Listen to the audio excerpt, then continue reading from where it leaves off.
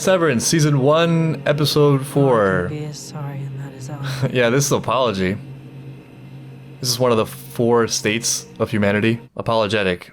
I'm afraid you still don't mean it. You know what? Because I'm not sorry, really. Sorry I took this job. It's getting real eerie real quick.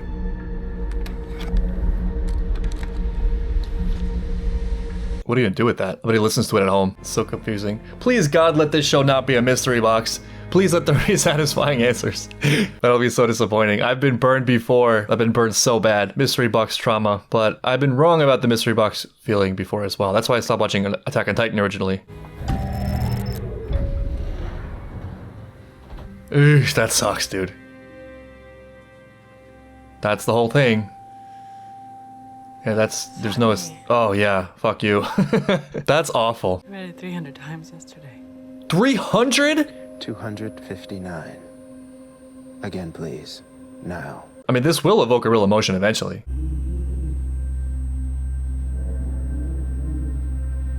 Yeah, what are those voices? What is all this? What is any of this? What does it all mean? No paraphrasing. Again. Maybe this is the whole point. I mean, maybe they're like harvesting sadness through these apologetic readings.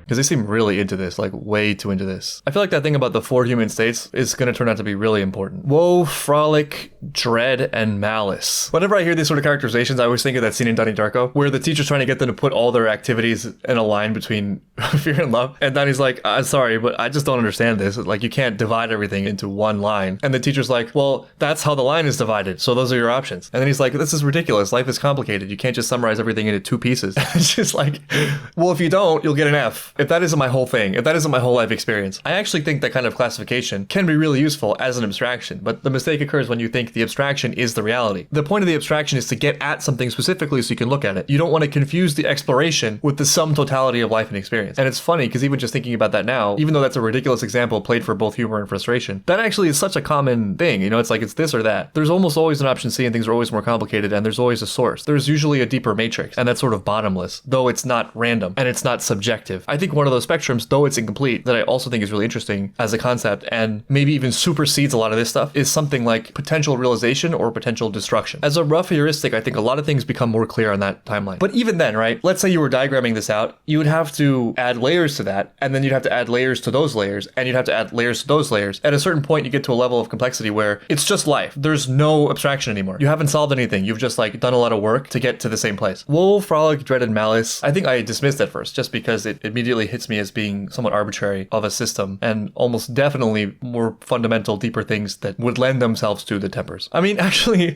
it's funny. Even love and fear maybe is better than this. Fear maybe actually is the underpinning of a lot of the negative stuff, fundamentally, right? Like it's evolutionary survival pressures, that emotion having been necessary to help one divert course away from something catastrophic. And about frolic seeming kind of frivolous, there's a lot more depth to positive emotion than play. Like the positive emotions also are there for a reason, and they're also guides towards good stuff, towards creation, towards building. Overall, it seems like a little bit of a dismal read. And it also seems like they're living out that culture in The Office because it's a lot of woe and other stuff and not a lot of frolic, though there's definitely frolic in there. They get finger traps and other amazing prizes.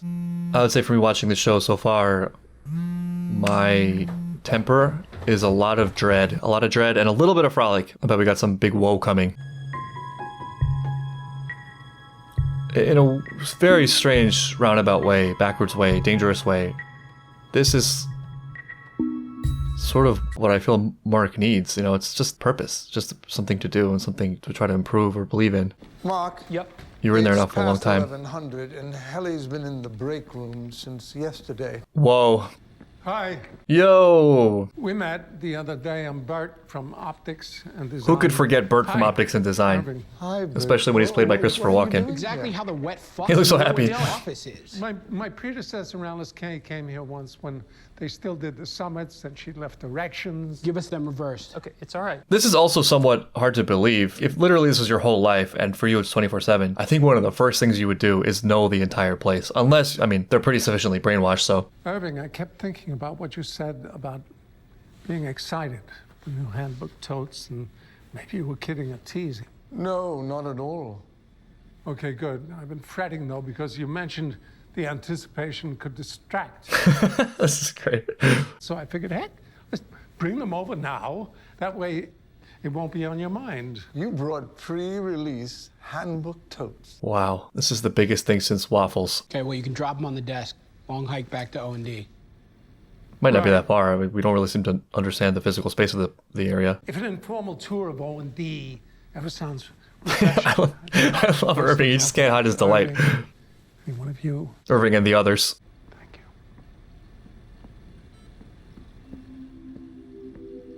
I think Bert came here to see Irving and not the other three. Kia's whole original vision saw us all working together.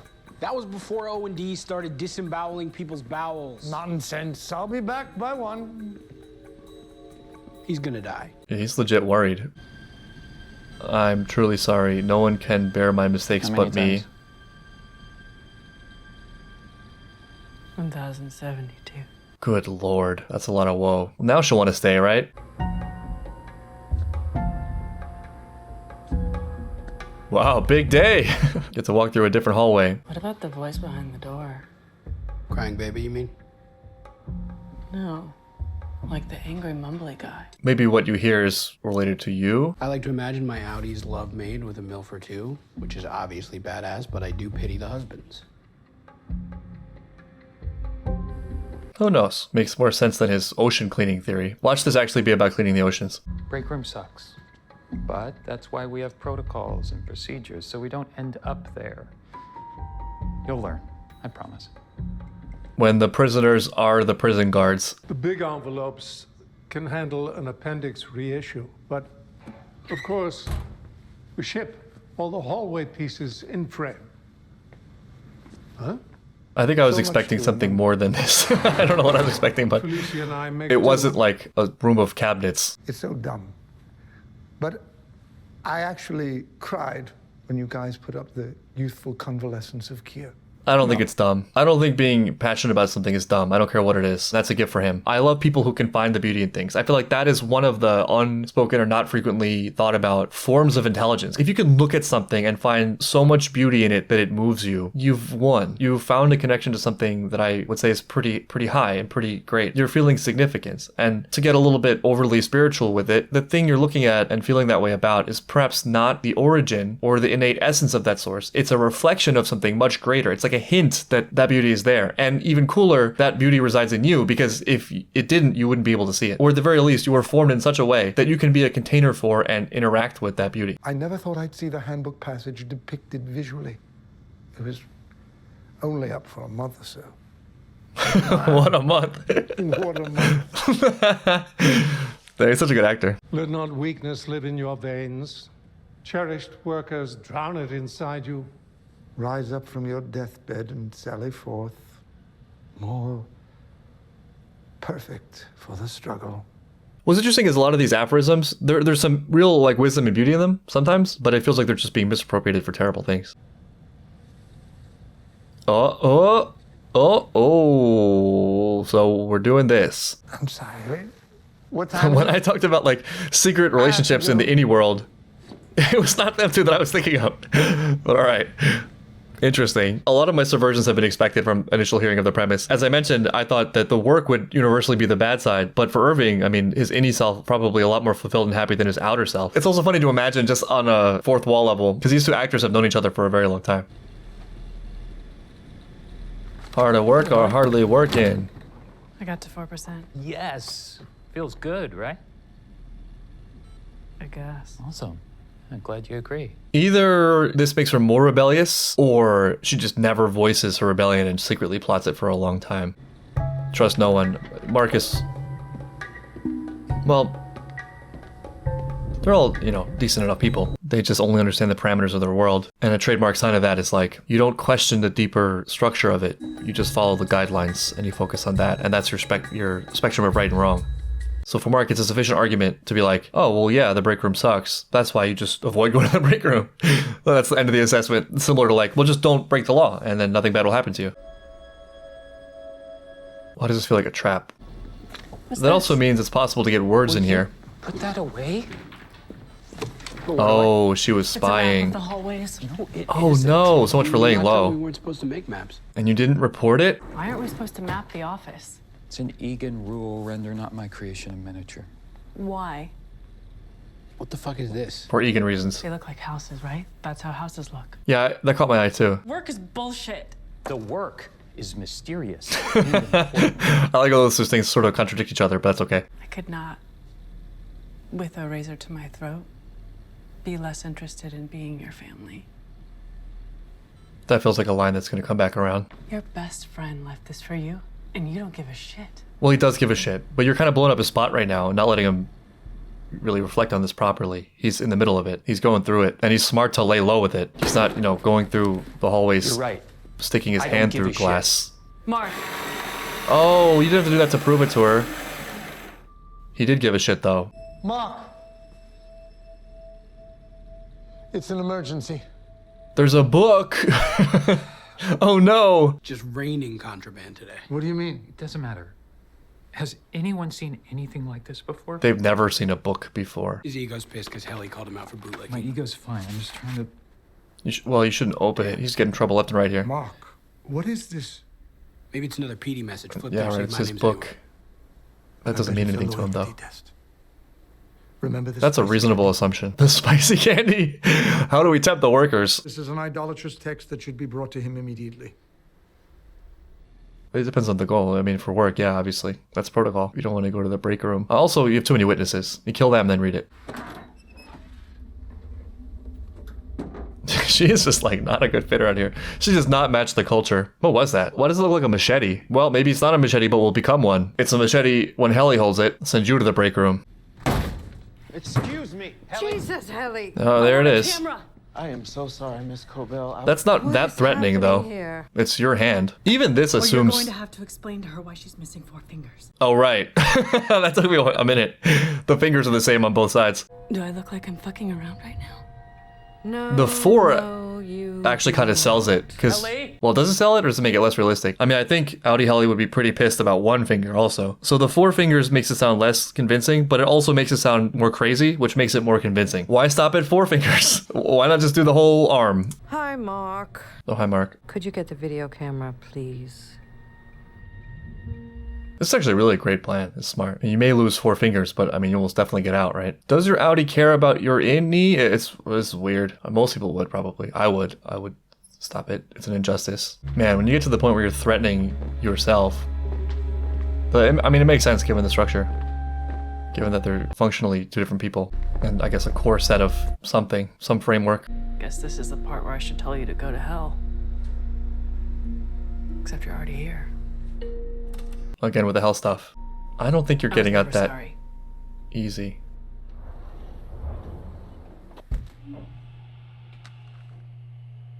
Oh no! Oh no! Oh no! This is so embarrassing. This is humiliating.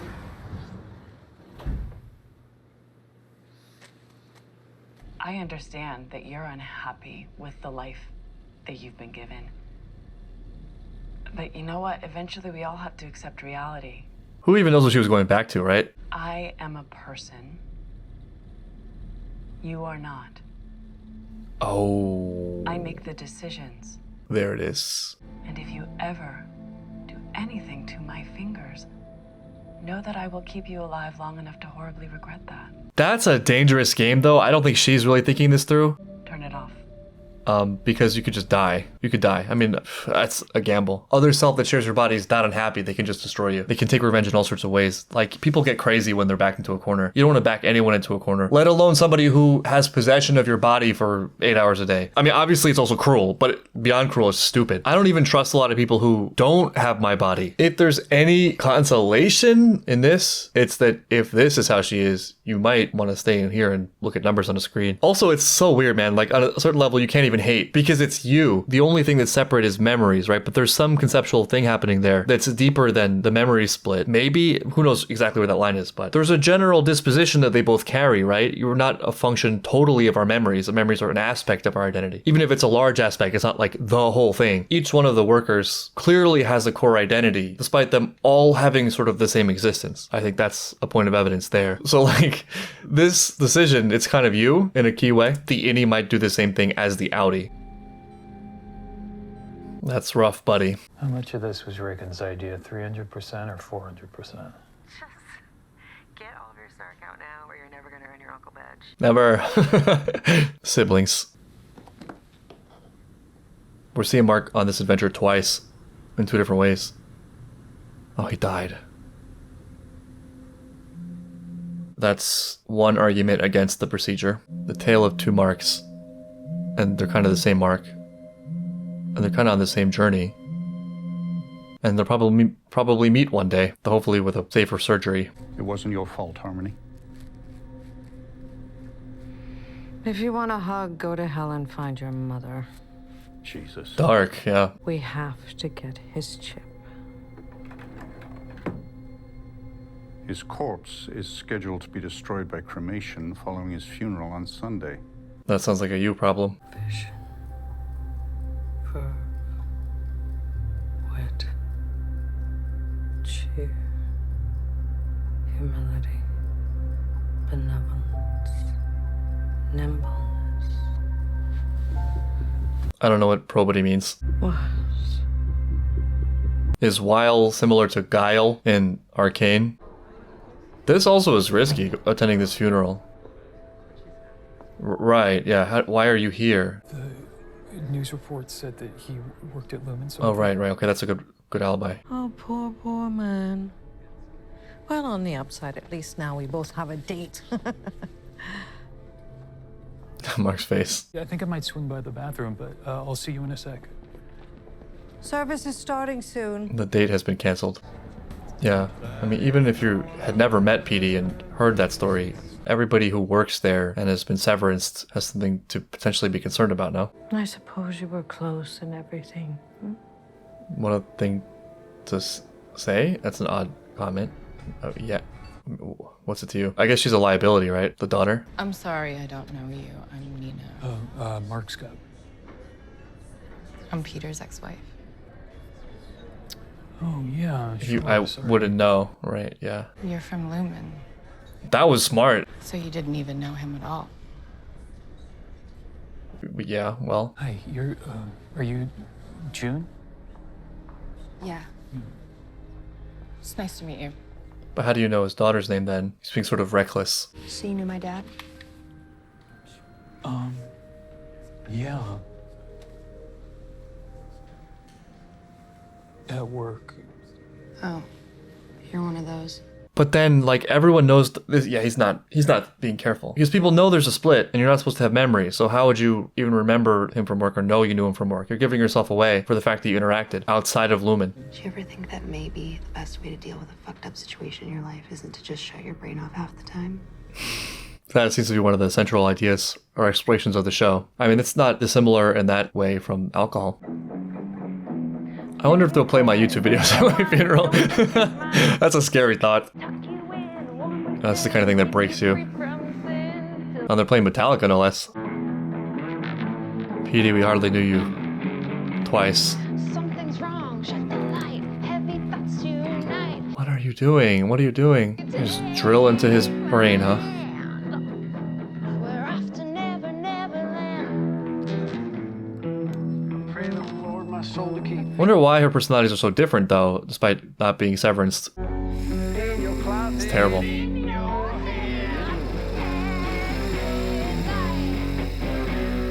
I hate it.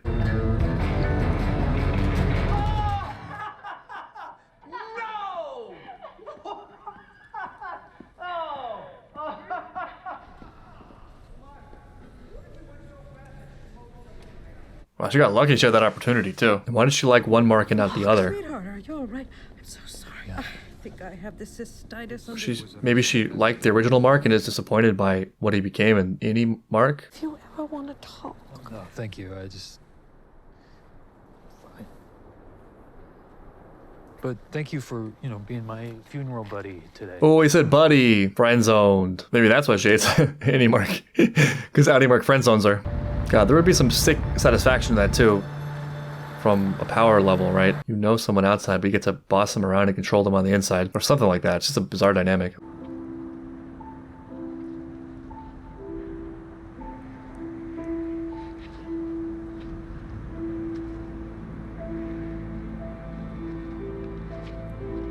Oh, did his wife die in a car crash? Right. That makes sense right after the funeral. Yeah, can't blame him wanting to get away from that. That's Petey. That's Petey. But they're saying that as if like his memories are on there. Yes? That's not actually Petey. Miss Casey, I'd like you to run a special wellness session with Mark S. Mark's outie actions causing pain for his innie actions. He just needs it. Trust me.